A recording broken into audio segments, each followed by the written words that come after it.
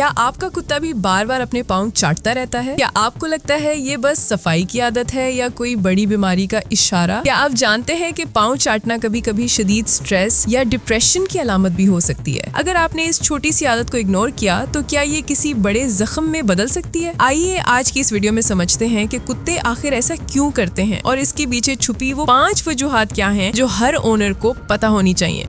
दोस्तों, अक्सर हम देखते हैं कि हमारा प्यारा कुत्ता कोने में बैठकर अपने अगले या पिछले पाँव को चाट रहा होता है। शुरू में हमें लगता है कि शायद वो खुद को साफ कर रहा है, लेकिन जब ये आदत हद से बढ़ जाए तो ये परेशानी की बात बन जाती है। कुत्तों की साइकोलॉजी और मेडिकल साइंस के मुताबिक इसकी सबसे पहली वजह होती है एलर्जीज। जी हाँ, जिस तरह हम इंसानों को धूल मिट्टी या किसी खाने से एलर्जी होती है, वैसे ही कुत्तों को भी होती है।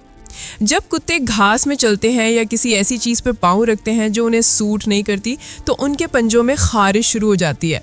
इस खारिश को मिटाने के लिए वो अपने पाँव को चाटते हैं ताकि उन्हें सुकून मिले। दूसरी बड़ी वजह होती है दर्द या पेन। अगर आपका कुत्ता सिर्फ एक ही पाँव को बार बार चाट रहा है तो हो सकता है वहाँ कोई कांटा लगा हो या फिर वहाँ कोई छोटी सी चोट हो जो बालों की वजह से आपको नजर नहीं आ रही। कभी कभी आर्थराइटिस या जोड़ों का दर्द भी कुत्तों को मजबूर करता है कि वो उस जगह को चाटें, क्योंकि चाटने से उनके दिमाग में एंडोर्फिन्स रिलीज होते हैं जो दर्द कम करने वाली नेचुरल दवाई का काम करते हैं। तीसरी वजह जो बहुत कम लोग जानते हैं वो है एंग्जाइटी या बोरियत।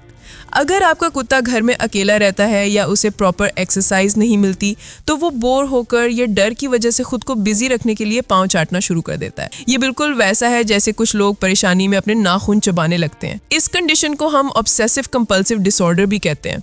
अगर इसे वक्त पर ना रोका जाए तो वहाँ लिक ग्रैनुलोमा बन सकता है।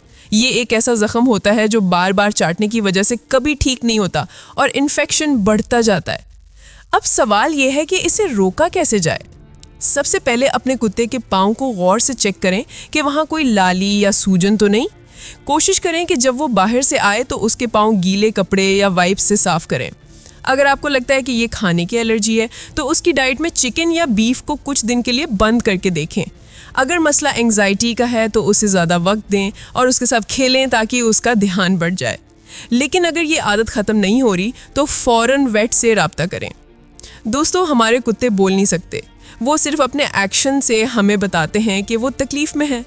एक अच्छा मालिक होने के नाते हमारी जिम्मेदारी है कि हम उनकी खामोश ज़बान को समझें, क्योंकि ये सिर्फ जानवर नहीं, हमारी फैमिली का हिस्सा हैं। उम्मीद है आज की वीडियो आपके लिए फ़ायदेमंद साबित होगी। अपने कुत्ते का ख्याल रखें और खुश रहें।